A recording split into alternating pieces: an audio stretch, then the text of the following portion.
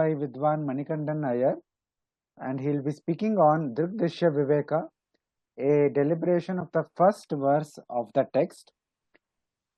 Vidwan Manikandan ji is a banker by profession and a Sanatani by practice. With Ma Sharada's blessings, has had a great rare fortune of studying Shastras from a tender age.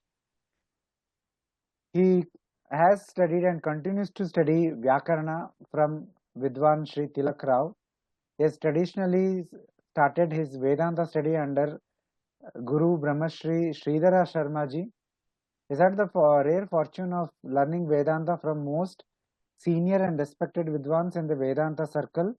Mahamahopadhyaya Shastra Ratnakara Vidwan Sri Mullayavasa Shri Krishnamurti Shastrigal, while continuing to learn under Brahmashri Sridhar Sharma ji.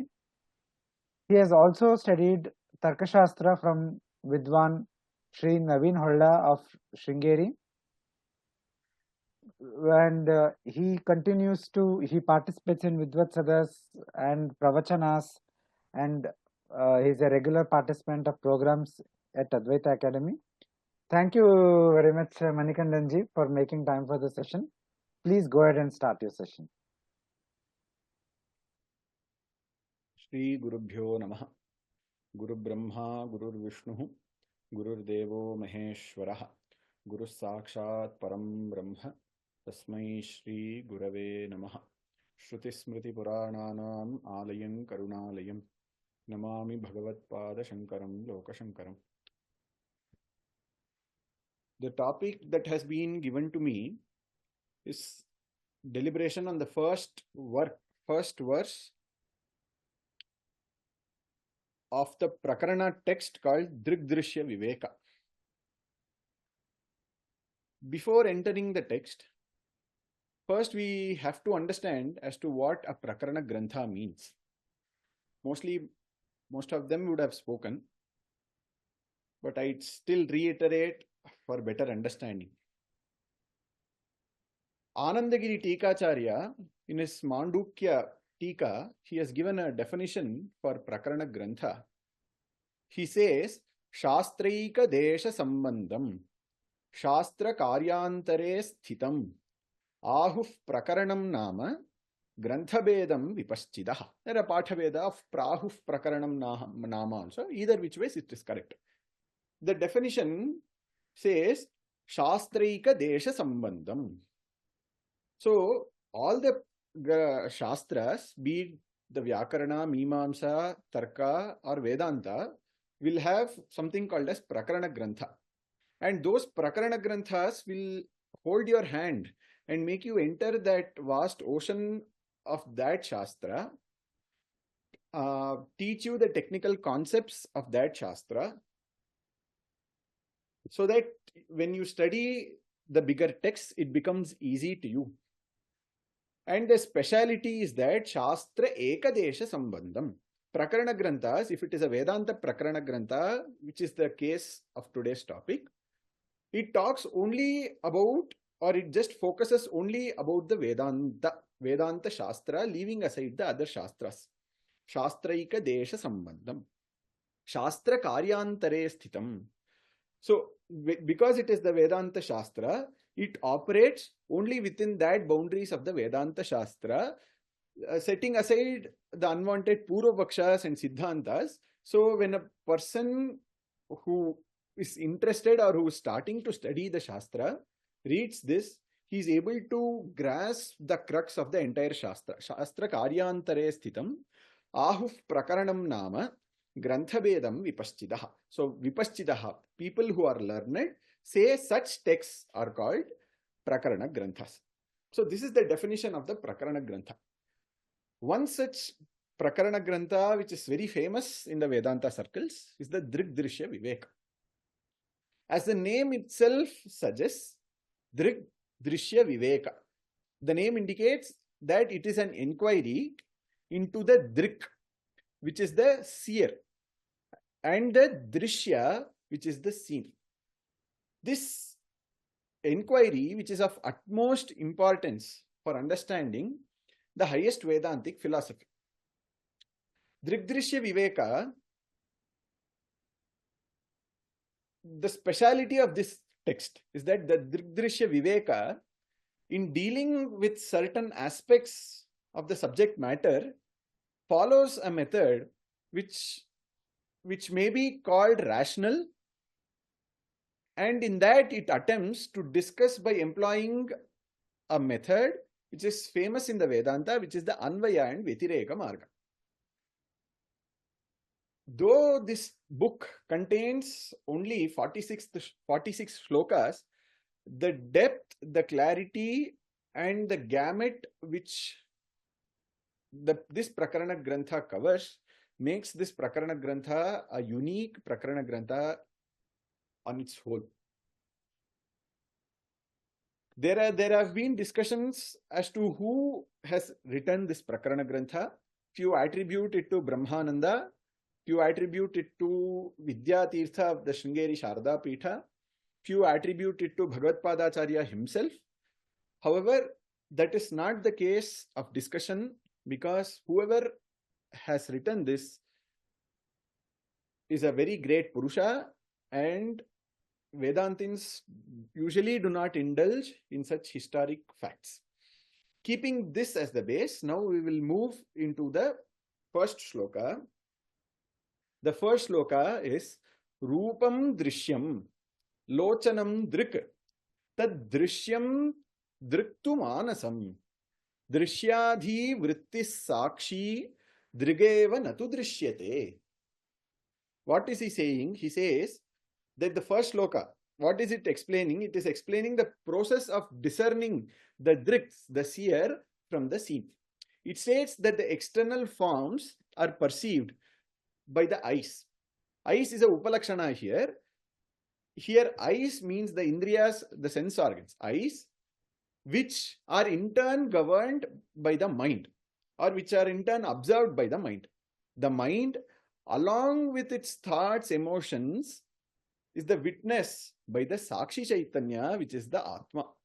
However, this witness, the Atman, cannot be perceived or cannot be understood by anything, as it is not an object of to be understood, to be grasped by the mind, but it is an eternal subject.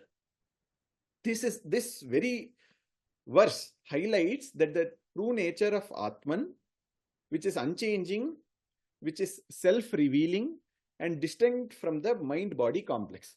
Like they say in the Shastra, Avasthatraya Sākṣī Panchakosha Vyatirekaha Sachidananda Lakshana. So this is the very gross translation of the first shloka. However, if a careful vichara is done into the subject matter, it will make us clear as to what the Granthakara intends to take us or give us through the first shloka. The first shloka in itself is the entire essence of the Vedanta Shastra. See, what is happening is that in the world, okay, in the world, through all its transactions, people have assumed, or rather even superimposed, themselves to be the complex of manas, buddhi, ahankara along with the body. We have misunderstood that all the activities, okay, transacting either through the sense organs and being the doer and the enjoyer, which is the kartritva bhoktritva, is our real nature. We have misunderstood this. But in fact, the entire gamut of all activities and the world is also visible to us only because of the Atma Chaitanya. Like they say in the Upanishads, Tasya bhasa sarvam idam vibhati. Because of this Chaitanya, this Sākṣī, the entire world is visible to us. Be it the sun, moon, or any other light is visible to us only because of the presence of this Atma Chaitanya. Okay, and that Atma Chaitanya is Swayam Prakasha. It does not need any other light to make it visible. Like the worldly objects, if in a dark room there is a pot the pot needs a light for it to be shown. But if a person is sitting in a dark room, it is a very well-known fact, and it is also everyone's anubhava, that when he is in a dark room, he knows that he has this feeling, even in the darkness, that I exist. That is Swayam Prakasha. And this Atma Chaitanya not only is Swayam Prakasha, it also reveals, it also makes the other objects visible. And the offsets of those, such as this is the Vishaya, this is the Vishayi, and Atma, the Adhishtana Atma, acts as a basis for all these things. This is also spoken in Brihadaranyaka in the Swayam Jyoti Brahmana Prakarana, in a conversation between the Janaka and Yajnavalkya.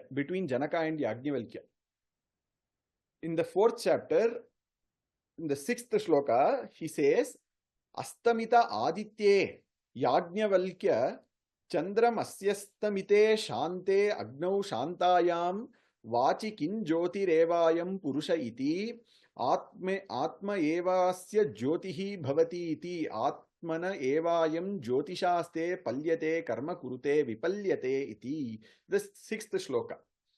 He says, when the sun has been set, the moon has been set, when the fire that is burning has been put off, and there is no sound, what is that light that shines within each of us that knows that I exist? So, for which Janaka replies, he says that it is Atma Swayam Jyoti. It is that light which is shining forth within each of us as I, and it is because of this Atma Jyoti only a person is performing all his actions. And this can be understood with an example of a living being and a dead body. What differentiates between a living being and a dead body?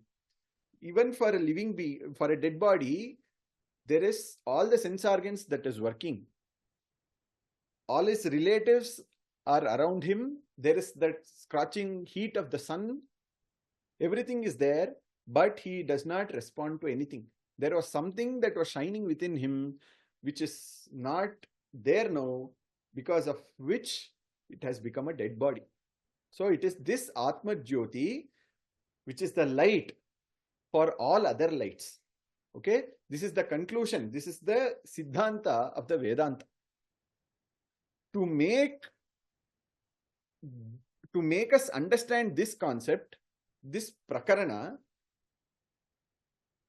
has started specifically this shloka in Drk Drsya Viveka.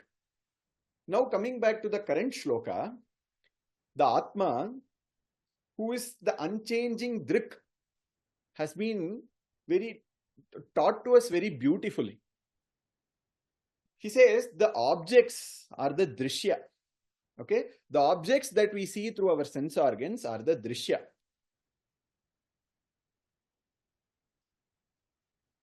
And the sense organs, such as the eyes, nose, ears, tongue, skin, are the Drik.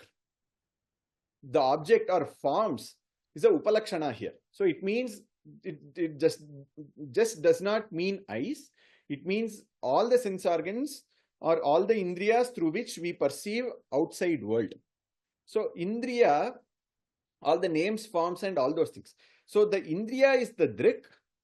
Objects perceived through those indriyas is the Drishya.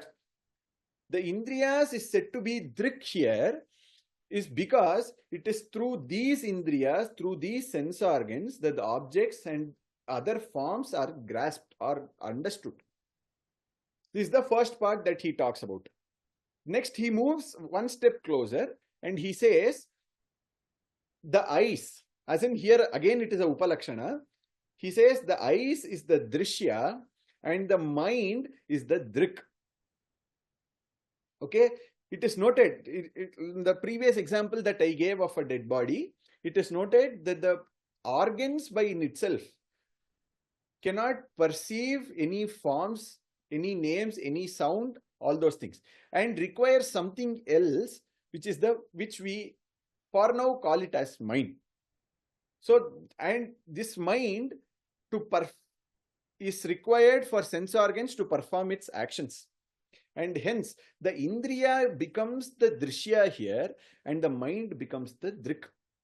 The mind here can also be called as Antahkarana. Even though the Indriyas perceive objects of the outside world, they cannot know themselves on their own and require something else, such as the mind, to perceive them. Again, if you take the example of the dead body, there is this lack of something called as manas, for which we are taking now, is absent. The sense organs are present.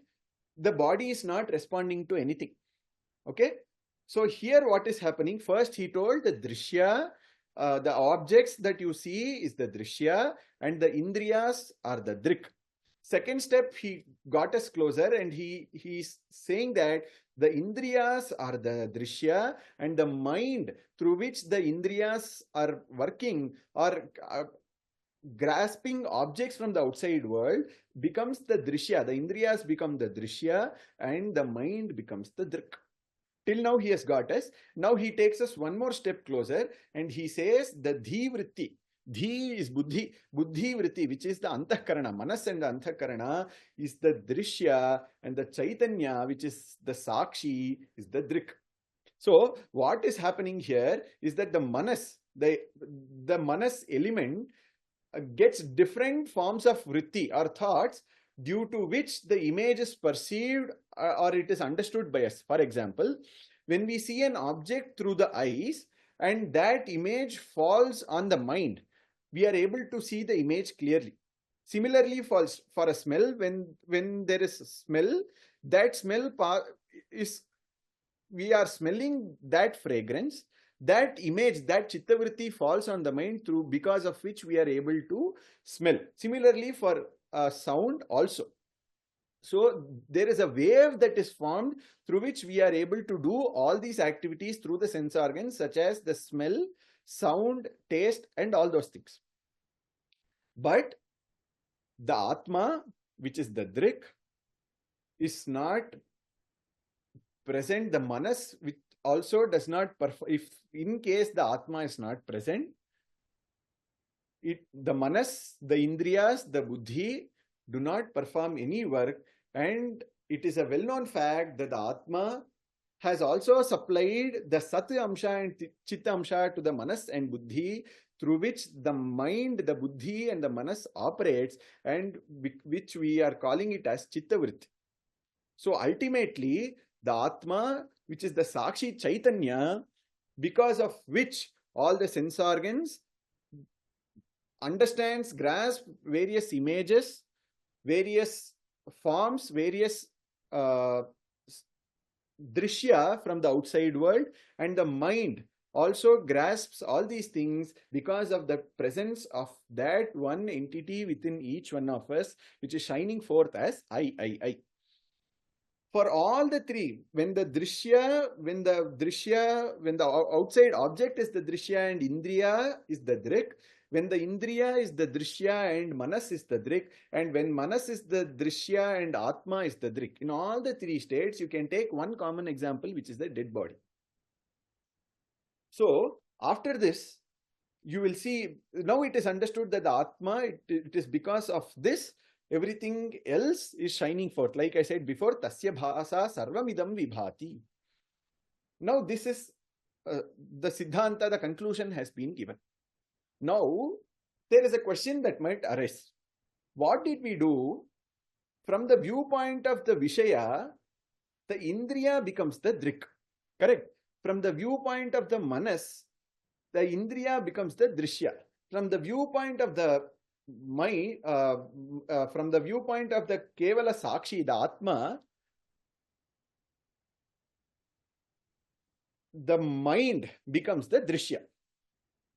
Drawing parallels, similarly, there is a question that you might ask, why can't I say or bring something else in and ask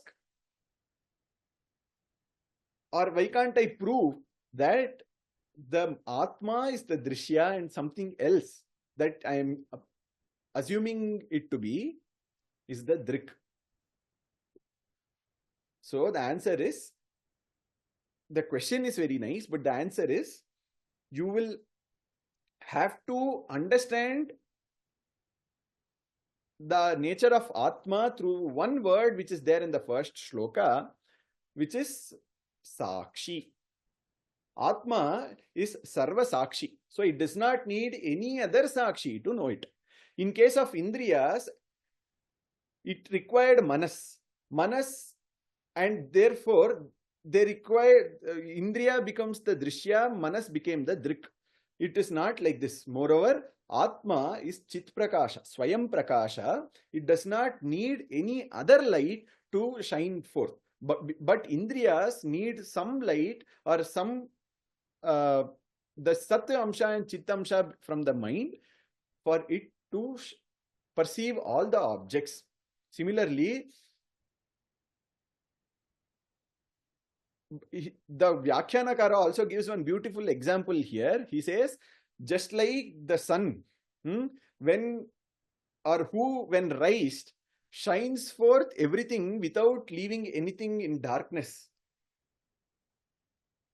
And not only does it shine other things, it also does not require any other light to show the sun. It is Swayam Prakasha. Similarly, Atma, which is the Chit Prakasha, which is the Swarat, like Bhagavata uses the word Swarat, which is ever shining, does not need any other light to make it visible or to make it available to us. So our essential nature is that Atma Swarupa alone. This example can be again understood using the example of the dark room, where even in darkness you know that I exist. While the book or any other objects around you require some light to make it visible, but you do not need any light to know yourself, to understand yourself that you exist. So he says, he is concluding, he says, so Atma is always the Drk, and all other things, all other Indriya, Manas, Buddhi that you hold so closely, anything apart from the Atma is the Drishya. So that is what he says in this first shloka. He says, Rupam Drishyam Lochanam Drk, Tad Drishyam Driktu Manasam, Drishyadhi Vrittaya Sākṣī, Drigeva Natu Drishyate. And this is the first shloka in which has encapsulated the entire gamut of Vedanta. Like I said, through the Vyatireka Marga in the shloka. There are other shlokas also in the Drg Drsya Viveka where it encapsulates using the Anvaya Marga.